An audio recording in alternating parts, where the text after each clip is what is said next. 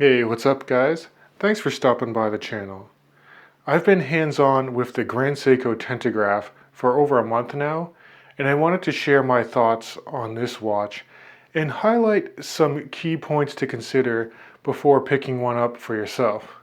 So stay tuned, and don't forget to subscribe to my YouTube channel if you enjoy this content.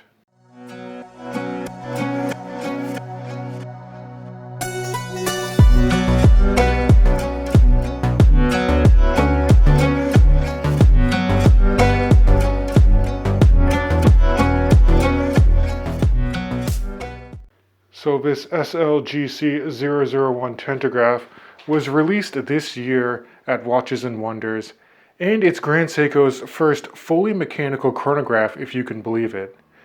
Now that is to say that Grand Seiko has had chronograph models available as far back as 15 years ago, but some watch snobs would be quick to point out that up until this point, they've all used spring drive calibers, which does have a quartz oscillator to regulate the accuracy of the movement.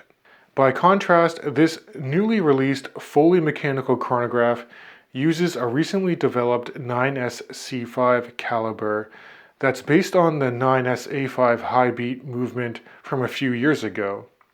And even the naming convention Tentagraph stems from aspects of this movement. 10 being the beat frequency at 10 beats per second. The 3 days of power reserve in automatic is the A, and the graph is of course chronograph. And to achieve this impressive power reserve, Grand Seiko did utilize their dual impulse escapement, and this watch is also equipped with twin mainspring barrels. In terms of regulation, this watch is spec'd to run at +5 to -3 seconds a day, and my personal example keeps within these tolerances very well.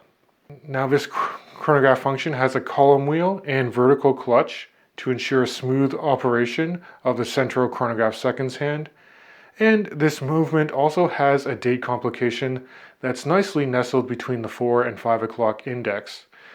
The running second subdial is at the 3 o'clock position, the elapsed hour subdial is at 6, and the elapsed minute subdial can be found at the 9 o'clock position.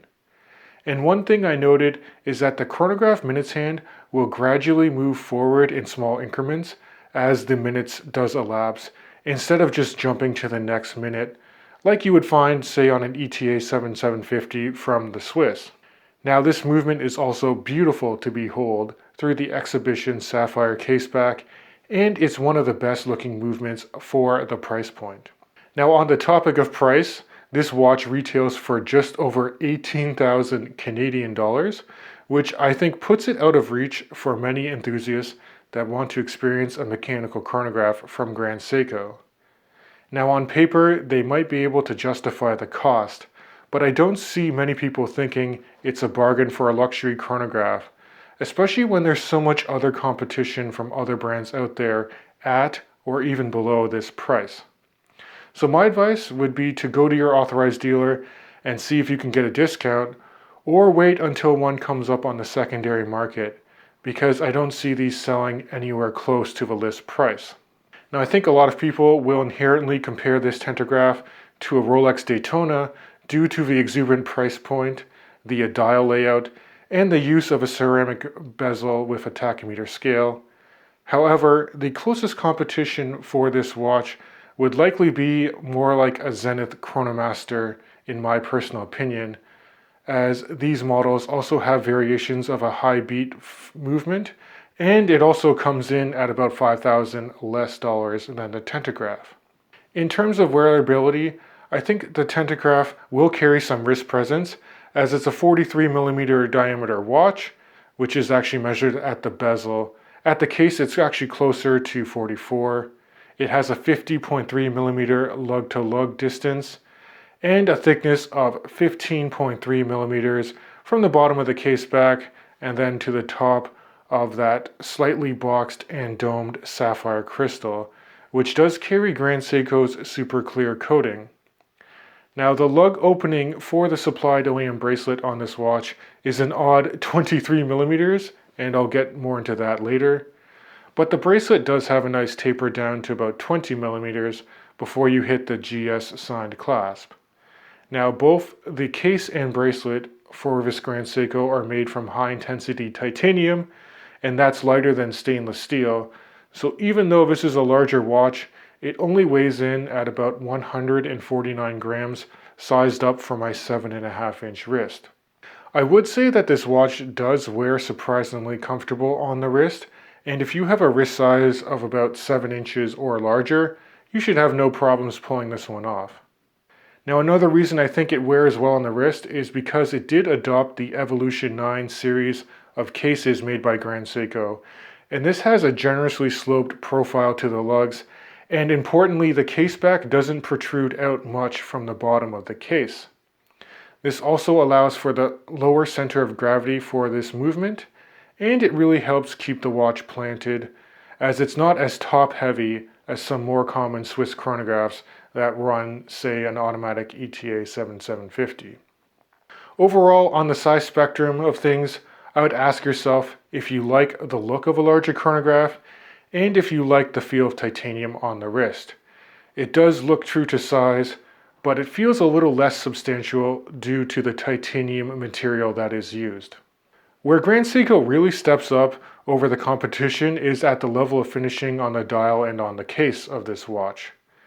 Now, the dial pattern is their Mount Iwate style dial, so it's meant to mimic the soaring peaks visible from the Grand Seiko studio, but the dial color itself is quite a subtle blue color, and it often looks black until you get it out into the sunlight where it really does pop.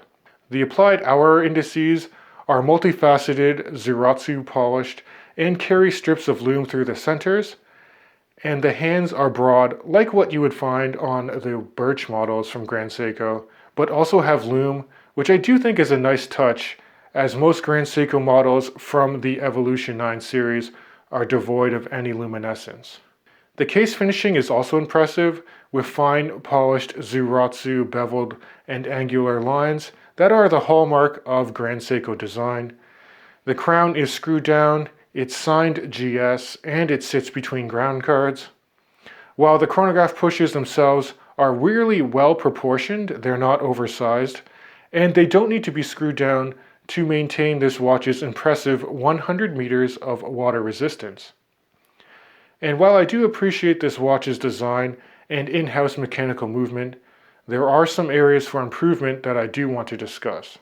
And the first is that odd 23mm lug opening should you want to swap out the bracelet for a strap. I don't know why Grand Seiko didn't just make this an even 22mm lug opening, like they did for most Evolution 9 models, like my white birch. And honestly, one of the best features of the white birch, in my opinion, is it being a strap monster, and I have a lot of 22mm straps to choose from. Also to note, the distance from the drilled lugs to the case of this watch is quite short, so you'd likely need to use non-standard bent spring bars and a 23mm strap just to ensure that that strap doesn't grind up against the head of the watch. Now, if you're interested, I found a leather strap from Boulang & Sons, which was actually designed for a Tudor bronze butcher, and then I fitted it to my Tentagraph using bent 23mm spring bars, and that works quite well. But going back to the bracelet and clasp, I think that this is one area that kind of lacks refinement. The bracelet links use pins and collars for sizing, which I personally don't have any issues with for titanium watches. But the clasp is a fairly thin pressed piece of metal with nothing in the way of on-the-fly micro adjustment.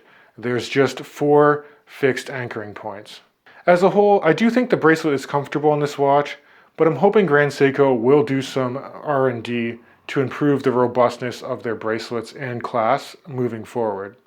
So hopefully this overview of the newly released Tentagraph was helpful if you're in the market for a new chronograph. I think this watch strikes a good balance between sporty, having some mechanical innovation, and wrist presence, but it's a bit bogged down by the asking price. Though I'd also love to know your thoughts on this release from Grand Seiko, and if you would like to see more in the way of mechanical chronographs from this brand in the future. Now I really appreciate if you'd give this video a thumbs up if you enjoyed it, and I can't wait to catch you guys in the next video.